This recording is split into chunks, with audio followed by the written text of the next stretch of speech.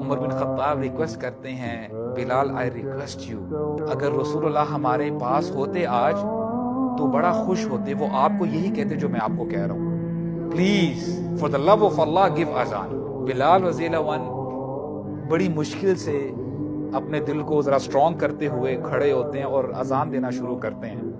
جب وہ اشہد ان محمد رسول اللہ پہ پہنچتے ہیں نا، جتنے بھی صحابہ ادھر ہوتے ہیں ان کی یادیں پھر تازہ ہو جاتی ہیں، ان کو وہ وقت یاد آ جاتا ہے کہ رسول اللہ بھی نماز لیڈ کروائیں گے، رسول اللہ نماز کے بعد ہمیں پڑھائیں گے، رسول اللہ کی مسکراہٹیں، سارے صحابہ جتنے ہوتے ہیں اپنے گھٹنوں کے بل نیچے گر جاتے ہیں۔ یہاں کے عمر بن خطاب جیسا شخص جن کے بارے میں آتا ہے کہ جب وہ لوگوں کے درمیان کھڑے ہوتے تو محسوس ایسے ہوتا کہ لوگ تو کھڑے ہیں، وہ کسی سواری پہ سوار ہیں۔ He was a very strong man۔ وہ اپنے گھٹنوں میں گر جاتے ہیں، ان سے نہیں رہا جاتا، اتنا روتے ہیں کہ صحابہ کرام کو آنا پڑتا ہے، عمر بس، عمر بس۔